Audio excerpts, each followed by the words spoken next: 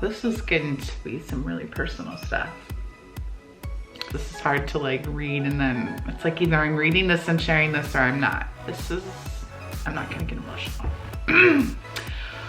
Whew.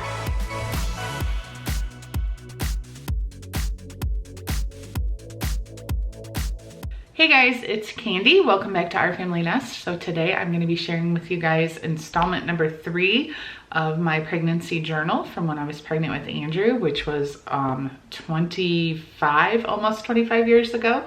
He'll be 25 this October.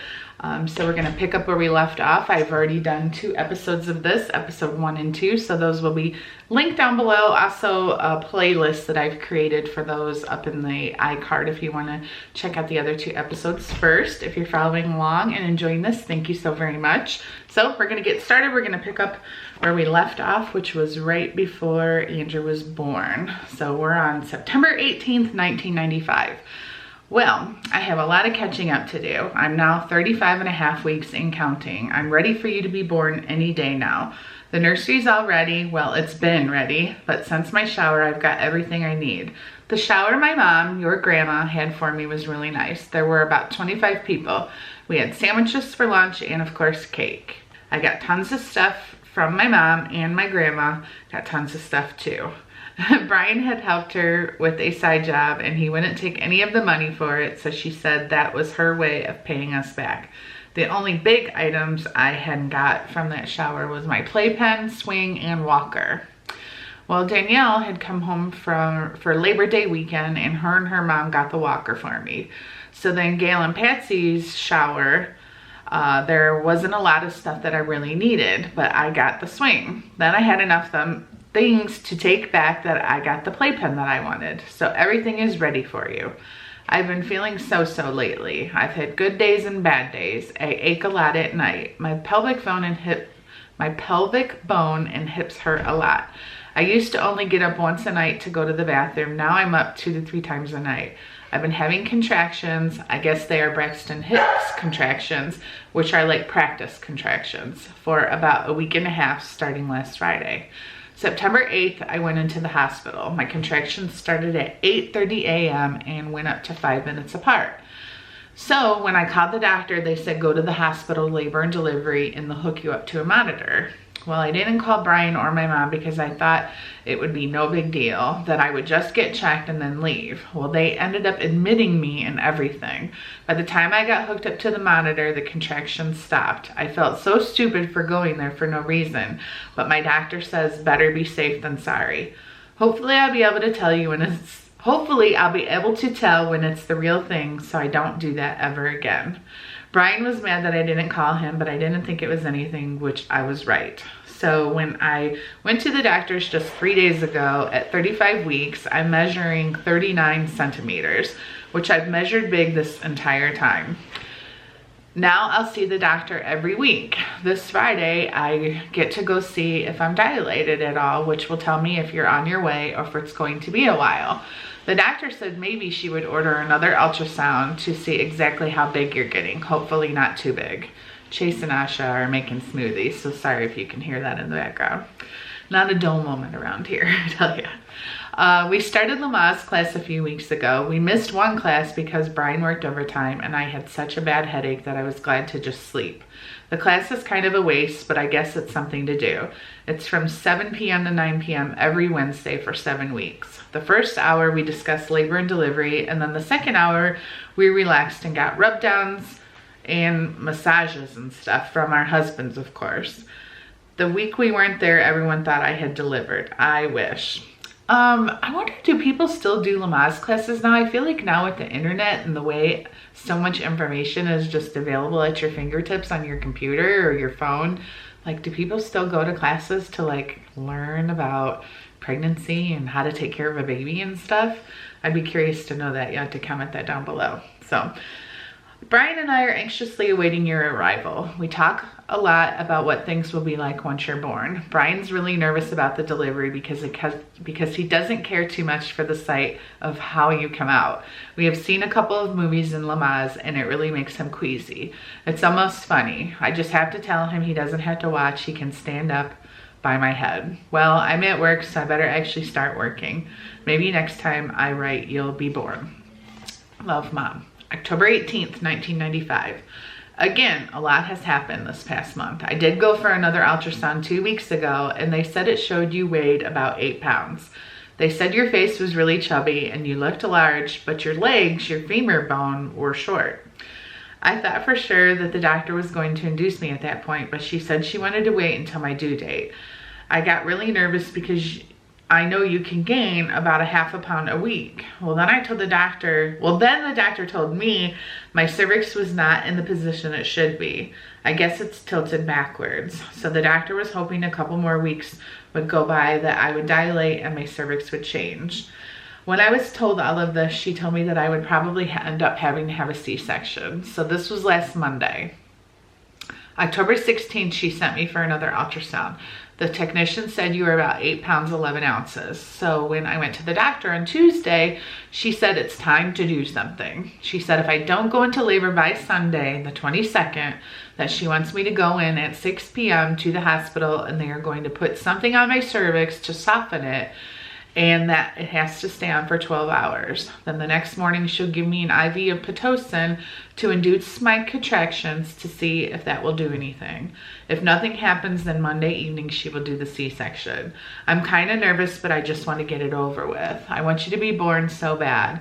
Everyone really says that you're a boy since you're being so stubborn. We'll see. Oh, when I got my last ultrasound, they took 2 pictures of your private area, but we didn't watch. They said after you were born, we can come get the pictures for our photo book. Well, next time I write, you should be here. I have to get all of my stuff ready for the hospital. Love, me. I will put some pictures in. I think someone suggested that on one of my videos, to put some pictures on the screen so you guys actually have something to look at if you are watching instead of just listening. So, okay, January 18th, 1996. So I didn't write anything for 3 months. Oh boy. It's been exactly 3 months since I wrote. Obviously, you were born on October 23rd, 1995 at 3:49 p.m., 9 pounds and 21.5 inches. It was a long haul before you finally came into this world. Well, I want to tell you the whole story, so it may take a few days, but trust me, I haven't forgotten a single detail. Where should I start? I didn't have any more contractions before Sunday the 22nd, so we made sure we all had our stuff packed and we ate dinner. We left the house around 6 p.m. We went through the ER department to register, and we walked up to the first floor to the maternity department. I had asked for one of the old private rooms because they're so much bigger. We thought it was weird because at first they were going to put me in a pink room, and then they said, no, well, we'll put you in this room, which was blue. Of course, that's pure coincidence, but it was kind of neat. I had told my parents that they put me there on purpose.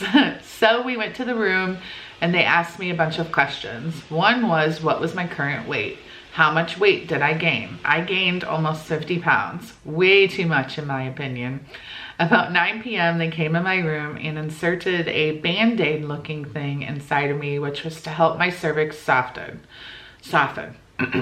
They said if it works, it will start before 2 hours. I watched the 9 p.m. movie with Brian. My parents and my grandma came up to the hospital. They left at 11 p.m. since nothing was happening. Well, Brian and I decided to try to sleep. They had put a strap with 2 monitors around my stomach. One monitor was to listen to your heartbeat and the other was to measure my contractions. They had wanted me to take something to help me sleep at that point, but I had said no. Well, right after they decided to take the monitors off me at 11:30 p.m., the contractions began. There began the road to misery. It has a happy ending, but I'll write more tomorrow. Time for bed. You're asleep in your swing right now. It's 11 p.m. at night. Love, Mommy. And then I wrote, I'm really a mommy now. Okay, February 15th, 1996. Well, it took me a lot longer to write than I thought. This week I'm home from work because I just quit working for Flower Hospital and I just started working for Heart Specialists next week. I'm excited but nervous. But back then I was doing medical billing. So I just started a job working for a cardiology practice. So Okay, my delivery, or should I say your delivery. After 11:30 p.m. Sunday night, I had contractions about 5 minutes apart. They wanted to give me something to sleep, but I had said no. The nurse halfway through the night finally hooked me up to an IV with Nubane, which is for pain. It helped just to the point of making me sleep for 3 to 4 minutes between contractions. I labored all night, and of course it got worse and worse. I remember early in the morning, a student nurse came in my room, and I told her not to touch me because I once was a student, and I know they let students do a lot of things they shouldn't, and so I didn't want her touching me. Anyhow, my doctor came in. I was only dilated to 1 centimeter, just like I had been all night. I can't believe I did that. Like, I was in nursing school. I was a nursing school dropout, but I was halfway through my clinicals. I can't believe I would actually say that a student nurse was not allowed to touch me. Now, I did have later on down the road, whenever I had to have like my spinal, I always had problems with my spinal. So I said I didn't want a student, like resident, not anesthesiologist. Is that who does the spinals? Whoever does them. I didn't want a like resident doing that. I wanted like the real deal, which when I had Carly, the real deal did it and still hit a nerve. I wonder if I wrote about that in her pregnancy journal. We will see. But yeah, I was probably really moody anyways. So anyways, okay, they finally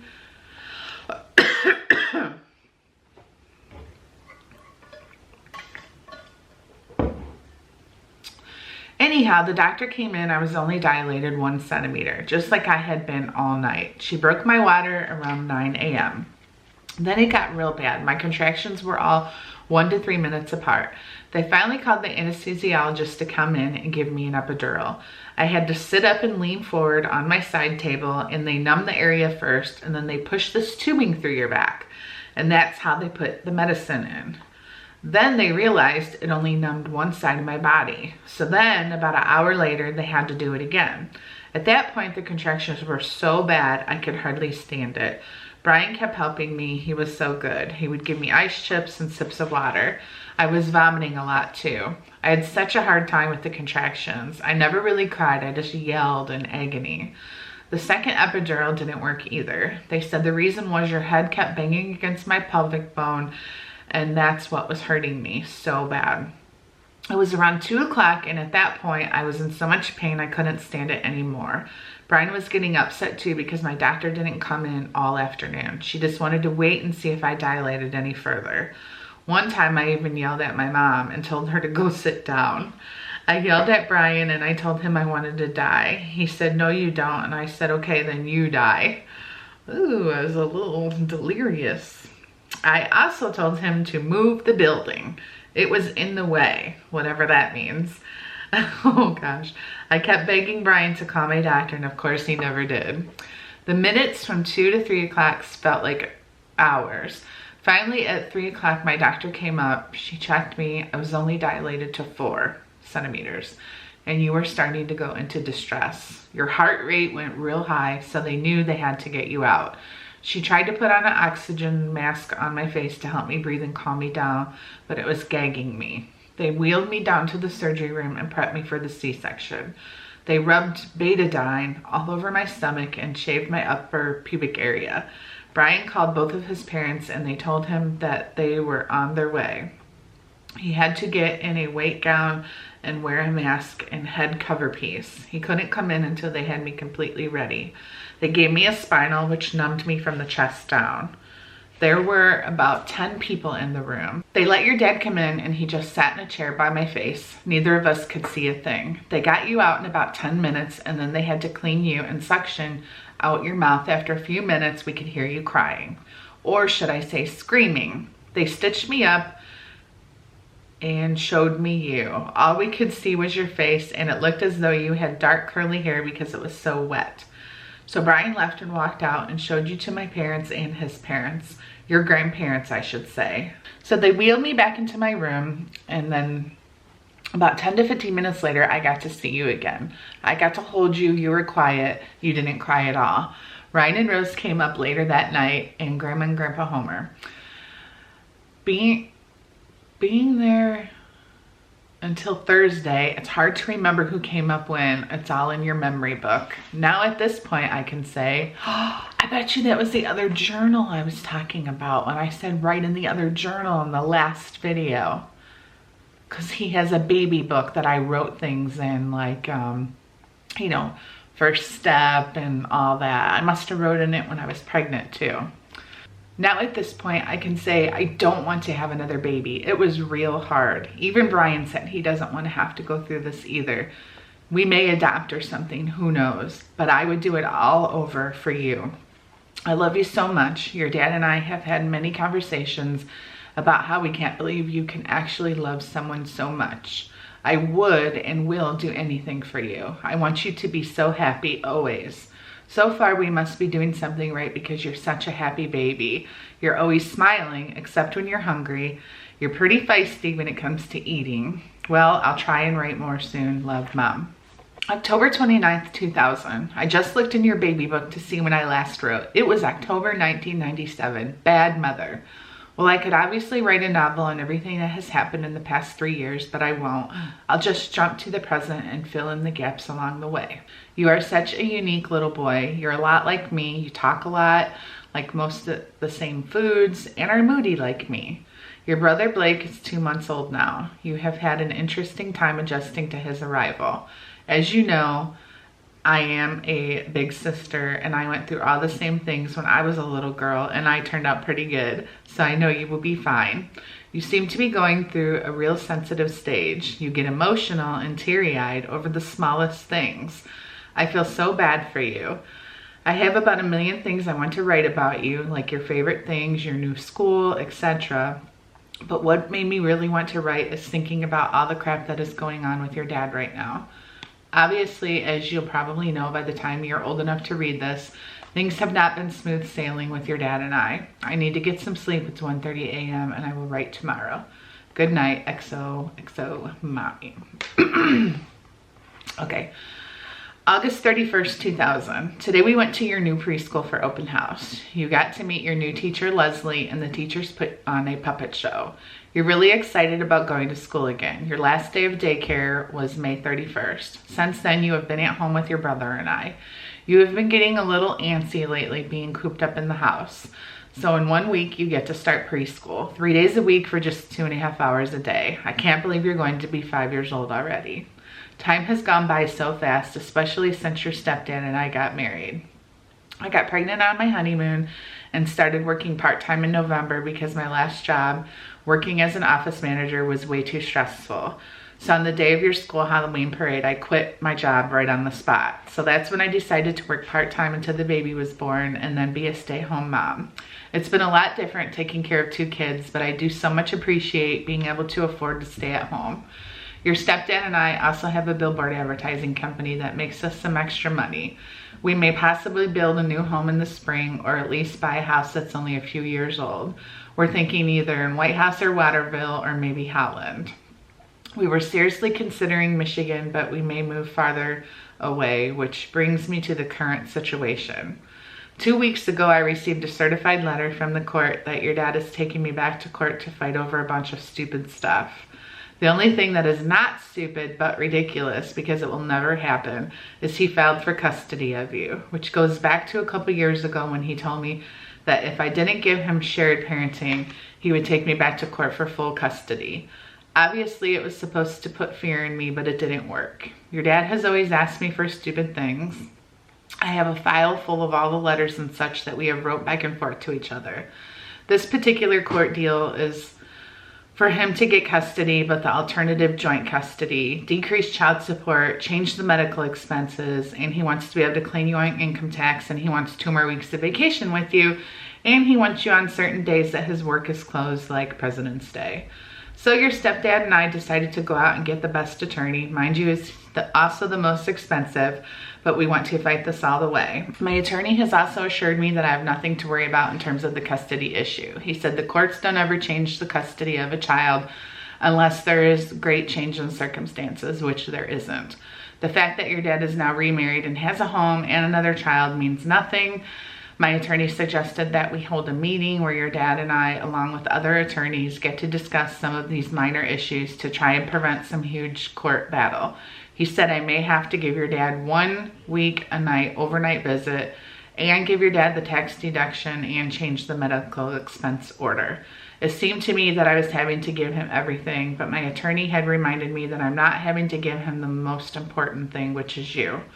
Now that's all the facts now for my feelings. Now that's all the facts now.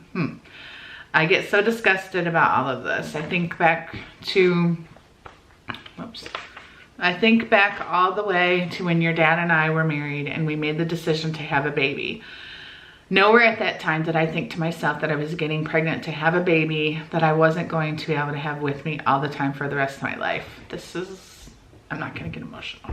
Whew.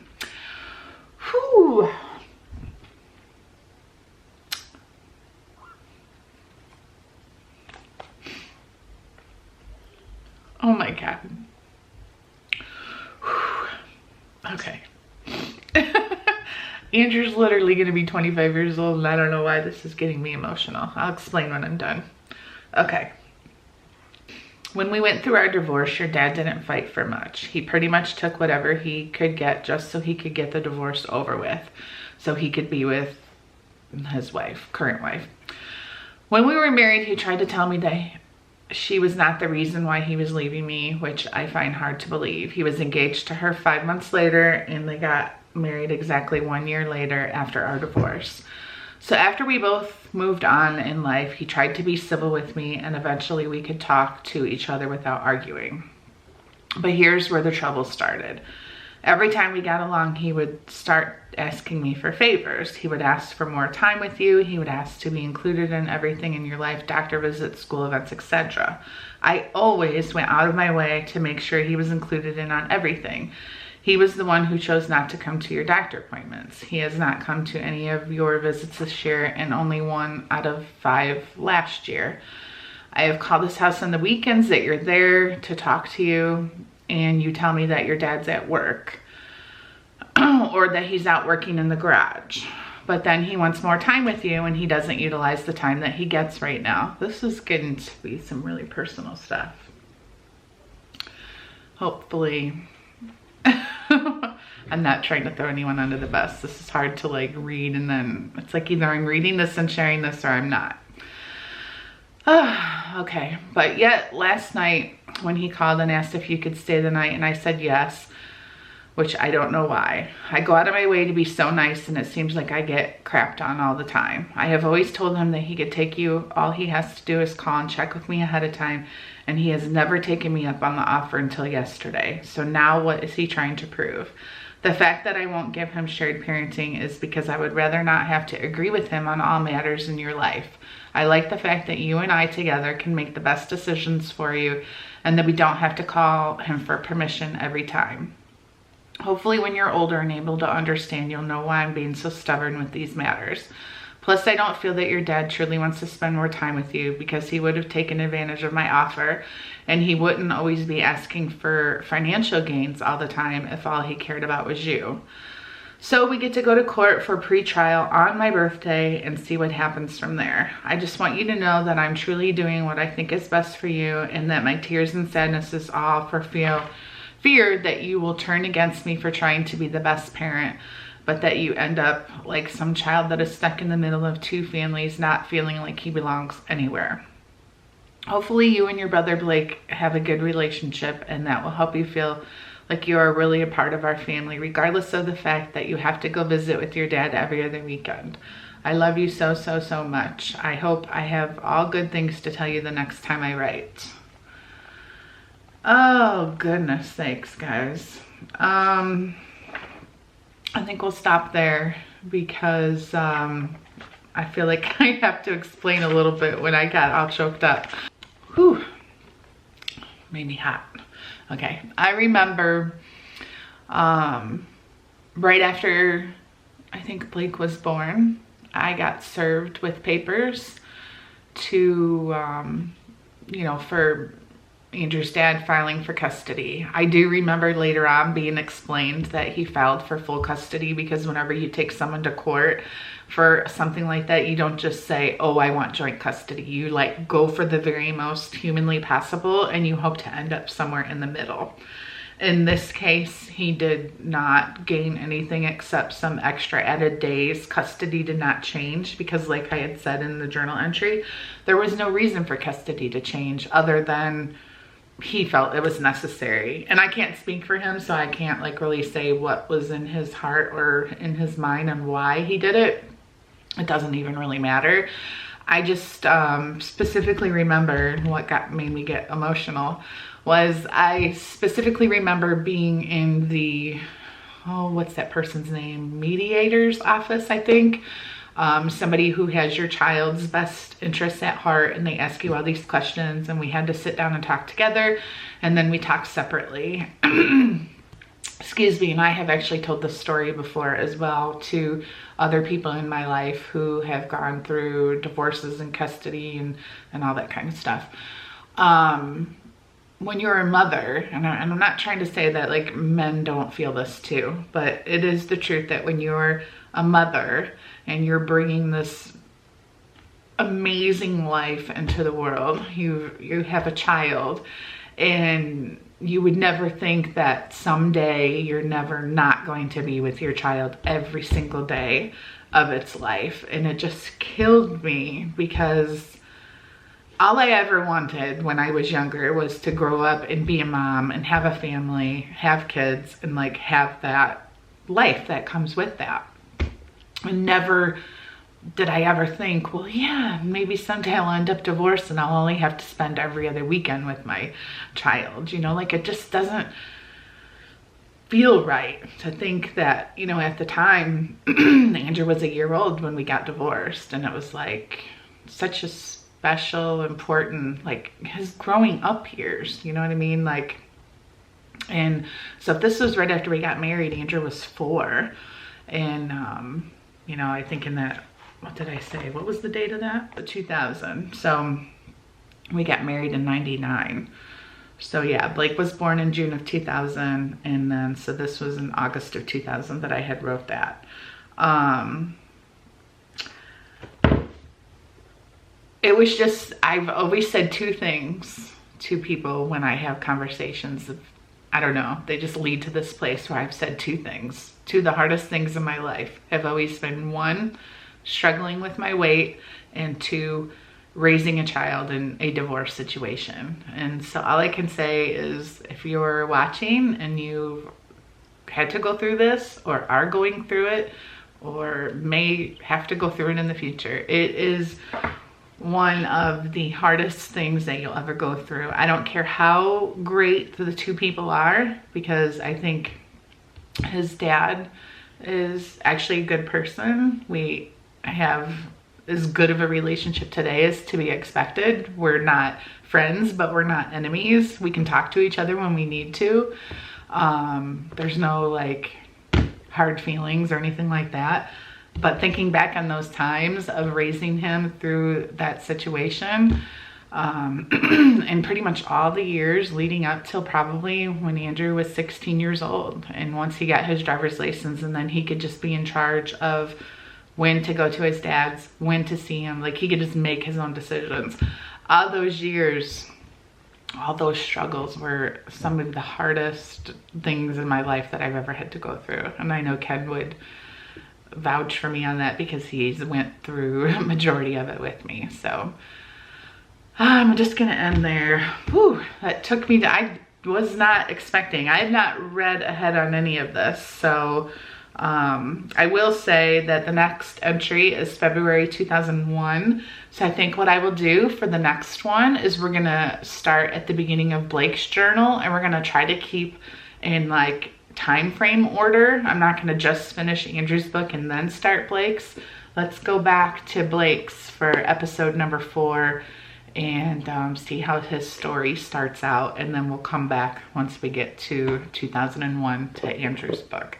Hopefully that sounds like a good plan for you guys. And I really appreciate, even if just one person's watching these videos, it means a lot. So thanks guys, and we'll see you in the next episode.